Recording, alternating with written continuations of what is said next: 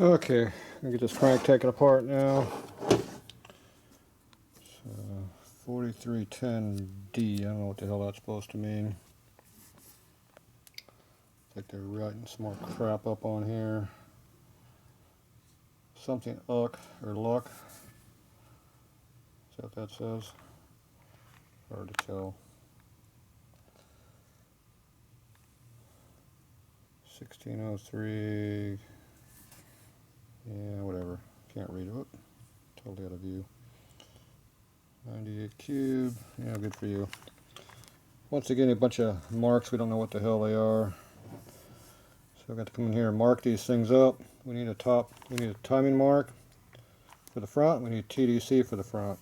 And if we get a rear one, that'd be great also. But, oh well. Here's another 7966. That's a different number there. 3LX tells you what the flywheels are. So X is small diameter. 3L is late being 72 to 81. Late, not way late. I think that's what that means. If I'm wrong, I'm sure there'll be some comments about me not knowing what the hell I'm doing, so oh well. I think the later wheel is AL, the Evo style wheel, but I'm not sure. Doesn't matter. Parts are what they are. We'll make it work either way. So let's get this thing apart and see how bad it is on the inside. Got these stupid locks tabs on. I'm gonna get rid of this crap. These things are junk. They don't do anything anyway. Just all show.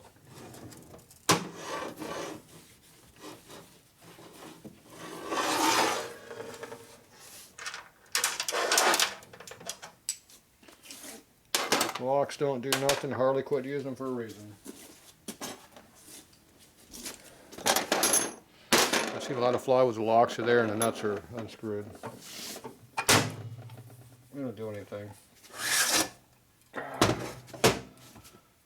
Nice theory, execution sucked.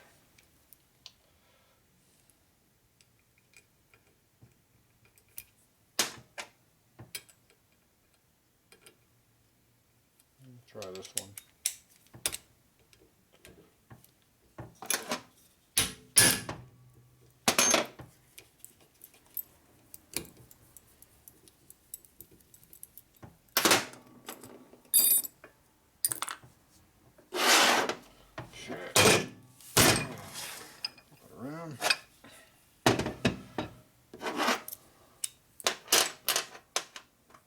Normal one, which is a straight slot.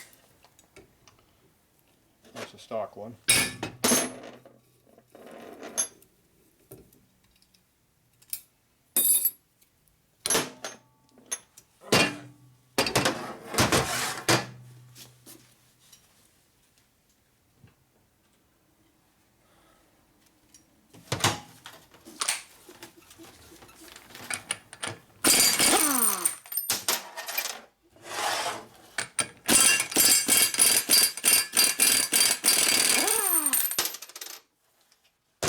That one I locked on it, the other one didn't. Yeah, it worked hard to get it off. See all the Loctite there? It's that white shit. See this one doesn't have nothing on it? That's why it unscrewed easy. These ones here, once they break free, they're hard all the way off, at least halfway off, and they spin off. This one here, once you broke it free, it just came right off. That's how no Loctite does. So, got the same holding torque, just one takes more to get off than the other.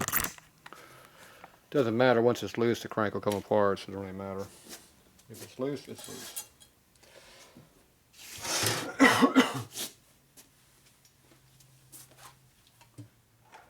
Let's see here.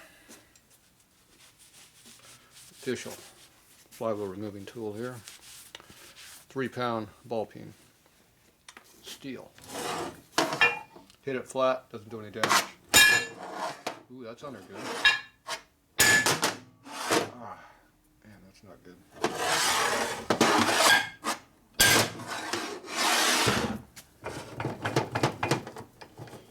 Okay, that one came off. This one here, you get the nut here tight, you're good. You hit it on the side, takes out the thread.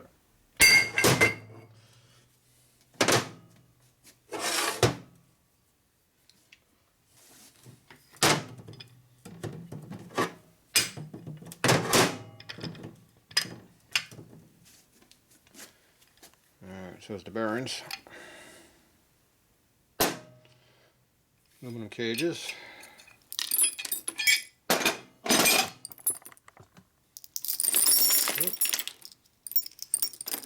Trying to show you stuff, I made a mess. So aluminum cages wear. See, they get wear here in different places. Steel cages don't wear hardly at all. We lost one bearing for sure on the floor. Don't see where it went to. It's on the floor somewhere.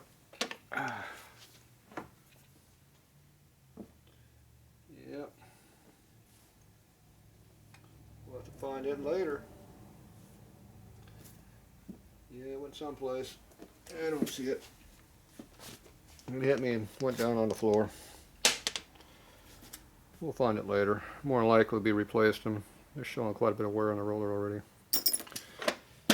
Yeah, we'll see. Here's our crank pin.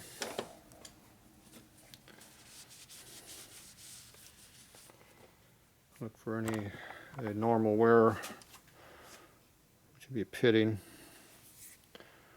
You see that's been used quite a bit. Looks like a genuine S&S part.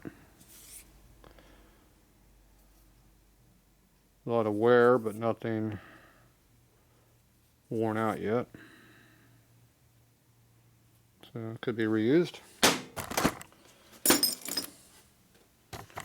the customer happy when he saves money. Oh, there's the roller. Knew there was one somewhere. And one or two hit the workbench too. I think one did. Yep, good. That's all we needed. Okay, the rest of these are straight slot screw.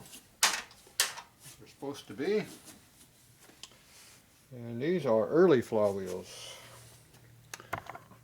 So that would be 55 through 71. Small taper. That's what the L means. The L is late, meaning you have a Timken motor, not a roller bearing motor. That's what the L means. So the later motor must be the A number. AL.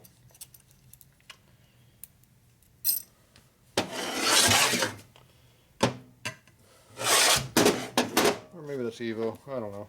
Go look in the book. It's on the S&S website. Flywheel identification marks, S&S. You can Google it. Tell me if I'm wrong.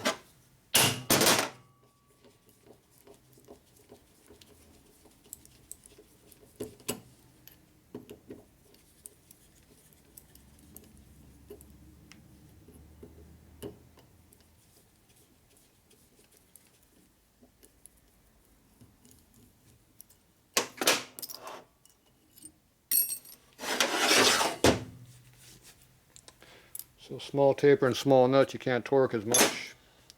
Less holding power. That means they get out of true when you beat the tar out of them.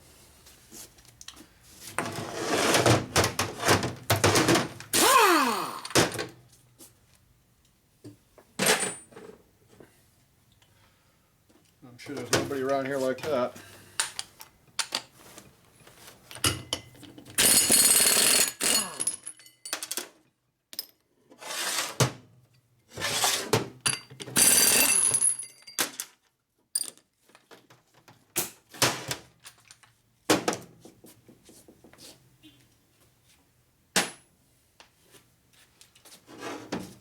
Alright.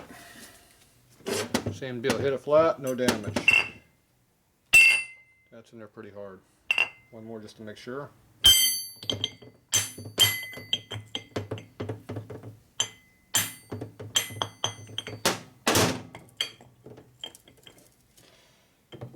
Key is screwing with us right now.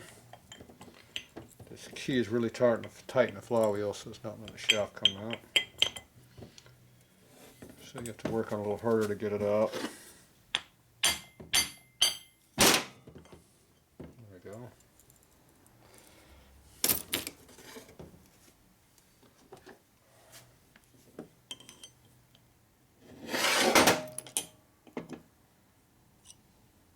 Big ass key. Lots of holding power. Alright, taper looks good. Stock balancing on the inside of the flywheel. See, that's a stock flywheel mark. Somebody hit it with a steel hammer there, that's why it's bent down like that. See the mark of it? You don't true a flywheel with this hammer, because it leaves marks like that. So all this crap out here was done by somebody else. So they took it out down there. That means they lowered the percentage down, which makes it shake more.